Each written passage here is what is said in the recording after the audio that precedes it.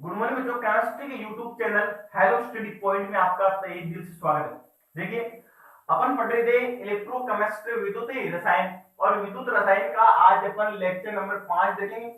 और इसमें भी आज अपन एक बहुत ही अच्छा जो बोर्ड और कंपटीशन की दृष्टि से अच्छा टॉपिक माना जाता है वो है इलेक्ट्रोड विभव। तो इलेक्ट्रोड विभव को आज अपन आसान भाषा में कॉन्सेप्चुअली सीखेंगे। और देखिए, जो हमारा इलेक्ट्रोड विभव है वो दो प्रकार का होता है, संदर्भ इलेक्ट्रोड विभव और मानक इलेक्ट्रोड विभव। तो इनका भी अपन इसमें साथ ही डिस्कशन करने वाले हैं। लेकिन बच्चों का ये डाउट होता है कि सर वास्तव में जो बेसिक इसका मीन्स क्या है, अपन सरल भाषा में इसका मतलब क्या है कि इलेक्ट्रोड विभव का तात्पर्य क्या है। तो इलेक्ट्रोड विभव को समझने से पहले हमें गैल्वेनिक या वोल्टिक सेल को देखना होगा, और वो मैंने पीछे वाले लेक्चर में डिस्कशन करा दिया है। लेकिन एक बार आप देख सकते हैं कि यहाँ पे देखिए इलेक्ट्रोड विभव में यहाँ पे एक डायग्राम बनाता हूं। आप देख पा रहे हैं कि अपन ने वहां पे पीछे अपन इस प्रकार का अपन ने जो गैल्वेनिक या वोल्टिक सेल का अपन ने डायग्राम बनाया था। यहाँ पे मैं रखता हूं, ये जिंक की इलेक्ट्रोड मैंने रखी थी। यहाँ पे आप देख सकते हैं ये जिंक की इलेक्ट्रोड है, और इसमें अपन ने कॉपर की इलेक्ट्रोड रखी थी। ये देखिए कॉपर की इलेक्ट्रोड है, और इन दोनों को एक चालक तार की सहायता से अपने यहां पे जोड़ा था। ये सुचालक तार के माध्यम से अपन ने बाह्य परिपथ में इसको जोड़ा था, और यहाँ पे एक यू आकार की नलिका अपन ने इसमें लगाई थी, जिसको अपन ने लवण सेतु के नाम से जाना था। तो देखिए, यहाँ पे जो जिंक वाली इलेक्ट्रोड थी, इस पे ऑक्सीकरण की प्रक्रिया संपन्न हो रही थी। यानी कि यहाँ पे जो ये इलेक्ट्रोड है, ये जिंक की इलेक्ट्रोड है, ये इस इलेक्ट्रोड के ऊपर इलेक्ट्रॉन त्याग करे। यहाँ पे क्या दे रही थी, जिंक आयन, यानी कि Zn+2। Zn+2 हमें यहाँ पे मिल रहा था, और इसके माध्यम से जो इलेक्ट्रॉन यहाँ पे त्यागे जा रहे थे, दो इलेक्ट्रॉन है, वो दो इलेक्ट्रॉन कैथोड की तरफ गति कर रहे थे। ये क्या है, ये तो अपन ने माना था एनोड की, ये एनोड है जहां पे ऑक्सीकरण की प्रक्रिया संपन्न होती है, और ये इलेक्ट्रॉन एनोड से कैथोड की तरफ आएंगे। ये हमारा कैथोड है। तो यहाँ पे देखिए, ये इसके ऊपर इलेक्ट्रॉन आएंगे और इलेक्ट्रॉन आएंगे, तो यहाँ पे जो कॉपर आयन हमें कॉपर सल्फेट सोल्यूशन से मिला था।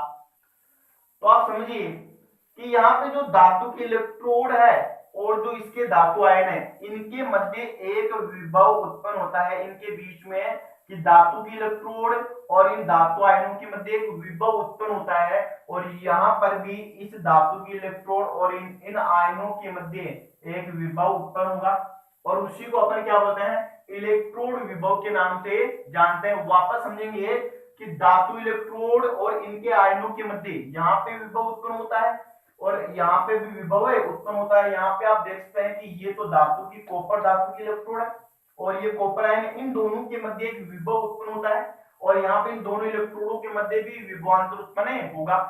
तो समझिए, इसकी डेफिनेशन हमारे पास आ चुकी है, क्योंकि अपन जानते हैं कि दोनों में विभवांतर होगा तभी तो धारा का फ्लो होगा, धारा बहती है। तो इसकी डेफिनेशन हमारे पास सिंपल आ चुकी है। क्या अपन इसकी डेफिनेशन लिखेंगे, ध्यान से समझिएगा। मैं यहाँ पे लिखने वाला हूं कि धातु इलेक्ट्रोड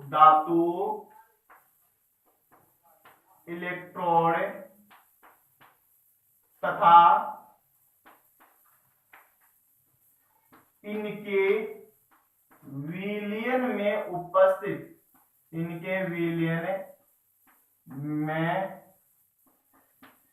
उपस्थित आयनों के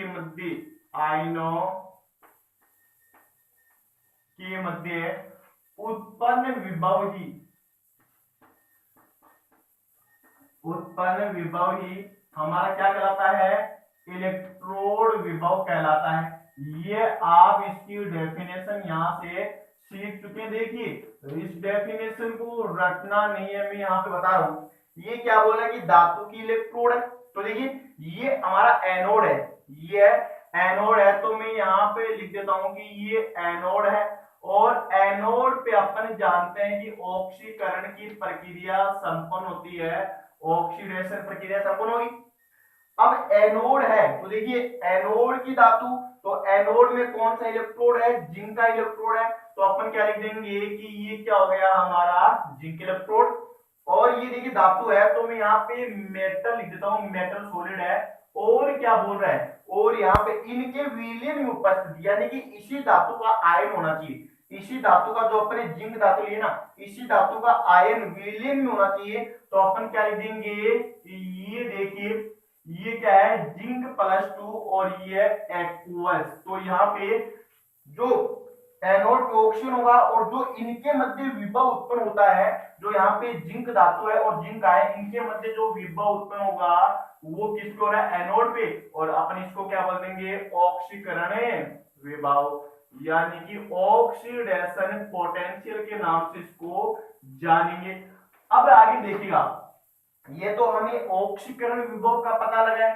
अब धातु यहाँ पे कॉपर भी हो सकती है और कॉपर के आयन भी हो सकते हैं। यहाँ पर तो विभव उत्पन्न होता ही है और साथ में यहाँ पर भी विभव उत्पन्न होगा। तो समझिएगा, देखिए ये जो प्रक्रिया अपन दूसरी देखने वाले हैं वो अपन देखेंगे कैथोड पे। और अपन जानते हैं कैथोड पर रिडक्शन की प्रक्रिया संपन्न होती है, आई मीन अपचयन की प्रक्रिया संपन्न होगी।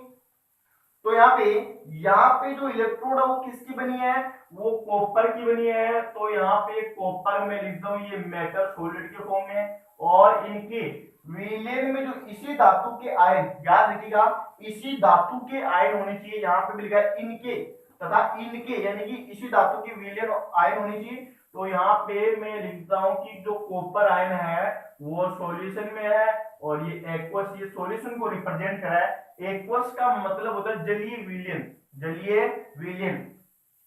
तो इनके मध्य जो विभव उत्पन्न होता है तो इसको अपन क्या बोलेंगे, अपचयन विभव। तो आप यहां से समझ चुके हैं कि अपचयन विभव है, ये हमें यहां से पता लगा।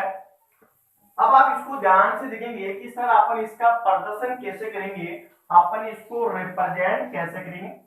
यदि ये एनोड पर हो रहा है, यदि ये एनोड पर हो रहा है तो इसको अपन क्या बोलते हैं, इसको अपन ऑक्सीकरण पोटेंशियल बोलते हैं। यानी कि ई दर्शा रहा है इलेक्ट्रोड विभव को, और ये विभव कौन सा है, ऑक्सीकरण विभव है। और यदि ये होता है कैथोड पे, तो कैथोड पे क्या होगा, ये अपन जानते हैं कैथोड पे अपचयन की प्रक्रिया संपन्न होगी, और अपचयन की प्रक्रिया संपन्न होगी तो इसको अपन लिखते हैं ई रिडक्शन पोटेंशियल। तो हमें ये पता लगा यहां से कि दोनों इलेक्ट्रोडों का विभव मिलके, दोनों इलेक्ट्रोडों का विभव मिलके यहां पर सेल का विभव बनाते हैं। क्योंकि अपन जानते हैं कि ये अर्ध सेल है और यहाँ पे ये दूसरा अर्ध सेल है। तो दोनों यानी कि ऑक्सीकरण विभव और अपचयन विभव, ये दोनों मिलके एक संपूर्ण सेल का विभव बनाते हैं। आप यहाँ पे देखिएगा, देखिए एनोड पे ऑक्सीकरण होता है। मान लीजिए मेरे पास ये जिंक है और ये सॉलिड फॉर्म में है, और इसका ऑक्सीकरण होगा, मतलब ये इलेक्ट्रॉन का त्याग करती है। तो यहाँ पे ये जिंक +2 में चला गया, क्योंकि अपन जानते हैं कि जो जिंक धातु है वो 2 इलेक्ट्रॉन त्यागती है। तो यहाँ पे जो विभव उत्पन्न होगा उसको अपन ऑक्सीकरण विभव के नाम से जानेंगे। और इसी आधार पर ये जो 2 इलेक्ट्रॉन है इनको अपचयन की प्रक्रिया में कैथोड पे ये विसर्जित होंगे। तो यहाँ पे मैं लिखता हूं कि यहाँ पे हमारे पास क्या होगा कि जो कॉपर आयन थे, जो एक्वस फॉर्म में जलीय अवस्था में पड़े हुए थे, वो 2 इलेक्ट्रॉनों इनको ग्रहण कर लेंगे, इनको इसने ग्रहण किया है। तो क्या होगा, ये कॉपर सॉलिड के रूप में, कॉपर मेटल के रूप में जमा हो जाएगा, और इनमें जो विभव उत्पन्न होता है उसको अपन अपचयन विभव है या अपचयन विभव के नाम से जाना जाता है। तो ये तो हमारा इलेक्ट्रोड विभव की बात हुई। अब देखिए यहाँ पे यदि ऑक्सीकरण विभव का मान ज्यादा होगा तो ऑक्सीकृत होने की प्रवृत्ति ज्यादा पाई जाएगी, और यदि हमारे पास अपचयन विभव का मान ज्यादा होगा तो यहाँ पे अपचयन होने की प्रवृत्ति ज्यादा पाई जाएगी। अब देखिए अपन आगे बात करते हैं कि यहाँ पे जो इलेक्ट्रोड विभव है वो किस पर निर्भर करता है, वो डिपेंड किस किस पे करता है, तो मैं यहाँ पे लिखता हूं कि इलेक्ट्रोड विभव की निर्भरता, dependent of electrode potential, electrode विभव की निर्भरता। तो निर्भरता में देखिए अपन एक तो क्या करेंगे, यहाँ पे आप देख सकते हैं निर्भरता की अपन बात करें कि यहाँ पे तो इलेक्ट्रोड कैसी है, उसकी प्रकृति कैसी है। तो यहाँ पे पहला पॉइंट मैं लिखता हूं कि नेचर ऑफ इलेक्ट्रोड, इलेक्ट्रोड की प्रकृति, इलेक्ट्रोड की प्रकृति, इलेक्ट्रोड की प्रकृति, यानी कि अपन बोल सकते हैं कि यहाँ पे जो इलेक्ट्रोड है वो निष्क्रिय है या सक्रिय, या अपन बोल सकते हैं कि आक्रमण योग्य है या नॉन आक्रमण योग्य, या एक्लेसियल अपन बोल सकते हैं इलेक्ट्रोड की प्रकृति है। दूसरा अपन लिखते हैं कि यहाँ पे विद्युत अपघट्य की, विद्युत अपघट्य, अपन ने इसमें विद्युत अपघट्य की प्रकृति, नेचर ऑफ इलेक्ट्रोलाइट्स। और तीसरा अपन लिखते हैं कि इस विद्युत अपघट्य की सांद्रता क्या है, विद्युत अपघट्य की सांद्रता। तो ये इस पर निर्भर करेगा। और साथ ही अपन बात करेंगे कि प्रेशर यानी कि दाब, दाब और ताप पर भी ये निर्भर करता है। तो इनको आप आसानी से याद रखेंगे और ये एग्जाम में कई बार पूछे जाता है। और ये आपको इलेक्ट्रोड विभव समझ में आ चुका है। अब देखिए यदि हमें यहाँ पे कैथोड का इलेक्ट्रोड विभव दे दिया जाए और एनोड का इलेक्ट्रोड विभव दे दिया जाए, तो संपूर्ण सेल का इलेक्ट्रोड विभव अपन कैसे निकालते हैं उसके बारे में देखिए अपन डिस्कशन करेंगे। तो इसको ध्यान से समझेंगे। यदि आपको कैथोड का इलेक्ट्रोड विभव मिल जाए तो अपन, और एनोड का इलेक्ट्रोड विभव मिल जाए तो अपन संपूर्ण सेल का इलेक्ट्रोड विभव निकाल सकते हैं। तो इसको आप ध्यान से समझिएगा कि यहाँ पे ये मेरे पास संपूर्ण सेल का इलेक्ट्रोड विभव है। और अपन जानते हैं जो हमारा सेल है वो एनोड अर्ध सेल और कैथोड अर्ध सेल से मिलकर बना होता है। मतलब है इसमें ऑक्सीकरण विभव भी प्राप्त होगा और अपचयन विभव भी प्राप्त होगा। तो मैं यहाँ पे लिख देता हूं कि ये क्या है, ये कैथोड का इलेक्ट्रोड विभव है। और वो भी कौन सा है, ऑक्सीकरण विभव, ऑक्सीडेशन पोटेंशियल। और यहाँ पे आप माइनस का साइन लगाएंगे और उसके बाद में आप क्या लिखेंगे, एनोड का इलेक्ट्रोड विभव। और वो भी कौन सा होगा, वो भी यानी कि ऑक्सीकरण विभव ही होगा। ये फॉर्मूला हमें कब लगाना है, जब दोनों इलेक्ट्रोडों का आपको ऑक्सीकरण विभव दिया जाए, आपको ऑक्सीकरण विभव दिया जाए। अब देखिए ये भी हो सकता है कि मान लीजिए दोनों सेलों का आपको क्या दिया जाए, यहाँ पे अपचयन विभव दिया जाए। तो यहाँ पे ये कैथोड का अपचयन विभव, रिडक्शन पोटेंशियल, ये क्या है, अपचयन विभव है। और यहाँ पे अपन लिखते हैं कि एनोड का अपचयन विभव, ये भी क्या है, रिडक्शन पोटेंशियल। तो ये फॉर्मूला आपको कब अप्लाई करना है, जब दोनों इलेक्ट्रोडों का आपको अपचयन विभव आपको गिवन हो, तब ये अप्लाई करना है। यदि ऐसा भी हो सकता है कि हमें एक इलेक्ट्रोड का अपचयन विभव दिया जाए और दूसरे इलेक्ट्रोड का ऑक्सीकरण विभव दिया जाए, तो अपन ये पुट करेंगे। तो यहाँ पे देखिए ई इलेक्ट्रोड विभव किसका है, ये कैथोड का है। और यहाँ पे देखिए ये कौन सा, ये रिडक्शन पोटेंशियल होगा। और यहाँ पे क्या लगाना, प्लस लगाना, याद रखेंगे। और इसके बाद में अपन क्या करेंगे कि ये जो एनोड का इलेक्ट्रोड विभव है, यहाँ पे अपन ऑक्सीकरण पोटेंशियल लिखेंगे। तो ये आपको तीनों फॉर्मूले अपनी कंडीशन के अनुसार आपको क्या गिवन है उसके आधार पर आपको लगाना है। और देखिए इसका एक अच्छा कॉन्सेप्ट है, वो क्या है, वो आप यहाँ से ध्यान से समझेंगे। देखिए रिडक्शन पोटेंशियल यदि धनात्मक हो, रिडक्शन पोटेंशियल अपचयन विभव यदि धनात्मक हो, तो यहाँ पे अपन ऑक्सीकरण पोटेंशियल को ऋणात्मक मान सकते हैं।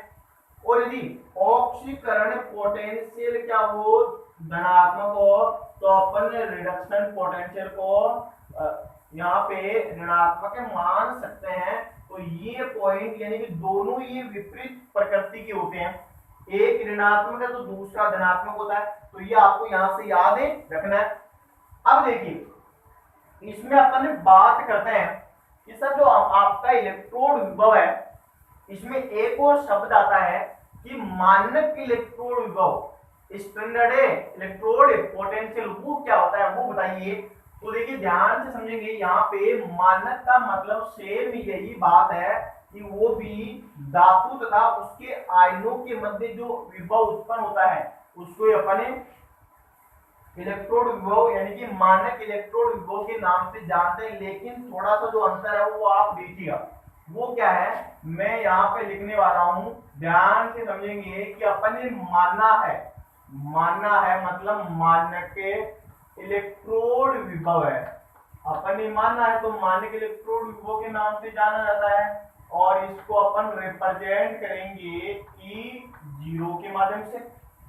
इसमें भी देखिए यहाँ पे मानक ऑक्सीकरण विभव होता है और मानक अपचयन विभव होता है। तो इसको आप पहले समझिए कि ये जो इलेक्ट्रोड विभव वो मेजरमेंट किया जाता है कि इसकी छोटी सी कंडीशन है वो क्या है कि इसमें क्या होना चाहिए, जो कंसंट्रेशन वो 1 मोलर होनी चाहिए, यानी कि 1 मोलर इसकी कंसंट्रेशन होनी चाहिए, तब ये मेजरमेंट किया जाता है। और जो अपन बात करें कि इसका जो दाब है, प्रेशर है, वो कितना होना चाहिए, वो होना चाहिए 1 वायुमंडलीय दाब होना चाहिए, तब भी मेजरमेंट किया जाता है। और साथ में मैं बात करूं ताप की, टेम्परेचर की, तो आप समझेंगे कि यहाँ पे टेम्परेचर कितना होना चाहिए 273.15 केल्विन यह होना चाहिए। तो इन तीनों कंडीशन पे यदि अपने धातु और उसके आयनों के मध्य इलेक्ट्रोड विभव की गणना करेंगे ना तो वो क्या होगा, वो मानक इलेक्ट्रोड विभव के नाम से जाना जाता है। इलेक्ट्रोड विभव अपन सामान्य कंडीशन में निकालते हैं, जबकि मानक इलेक्ट्रोड विभव अपन तीनों कंडीशन पे निकालेंगे। तो आप इसकी परिभाषा देखिए कैसे लिखेंगे, देखिए सांद्रता 1 मोलर कोमा दाब 1 वायुमंडलीय कोमा 1 वायुमंडलीय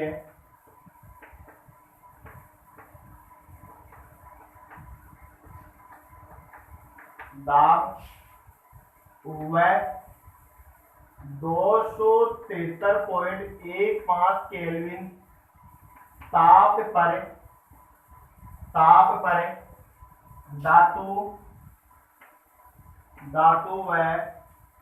धातु इलेक्ट्रोड व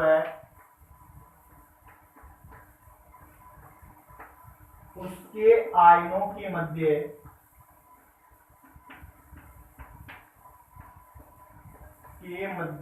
उत्पन्न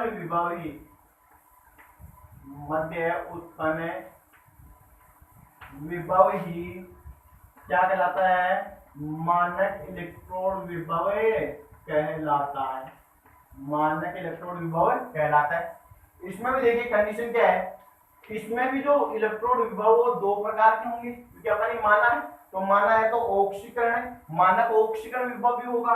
तो यहाँ पे एनोड पे अपन जानते हैं ऑक्सीकरण की प्रक्रिया संपन्न होगी, और ऑक्सीकरण की प्रक्रिया संपन्न होगी तो इसको अपन क्या बोलेंगे, मानक, यहाँ पे देखिए क्या बोलेंगे आप इसको, मानक ऑक्सीकरण पोटेंशियल, मानक ऑक्सीकरण विभव। और यहाँ पे अपन जानते हैं कि दूसरे साइड में जो सेल में कैथोड होगा और कैथोड पे अपचयन की प्रक्रिया संपन्न होती है और अपचयन की प्रक्रिया संपन्न होगी तो इसको अपन मानक अपचयन विभव के नाम से जाना जाता है। और इन दोनों की सहायता से अपन संपूर्ण सेल का मानक इलेक्ट्रोड विभव निकाल सकते हैं। वो देखिए कैसे, तो यहाँ पे मैं लिख देता हूं, वो देखिए अपन जितने भी वो पीछे निकाले ना उसमें आप ये 0 लगा दीजिए ऊपर, तो वो हमारे मानक इलेक्ट्रोड विभव मिल जाएंगे। तो ये हमारा आज का एक बहुत ही अच्छा और बहुत ही शानदार और जानदार ये टॉपिक था। और मिलेंगे अगली कक्षा में एक संदर्भ इलेक्ट्रोड विभव के साथ, और अपन पढ़ाएंगे कि हमारा जो विद्युत अपघटनी शेल है वो क्या होता है। और यदि आप हमारे चैनल पे नए हैं तो इसको लाइक कीजिए, सब्सक्राइब कीजिए तथा शेयर करना ना भूलिए। ओके।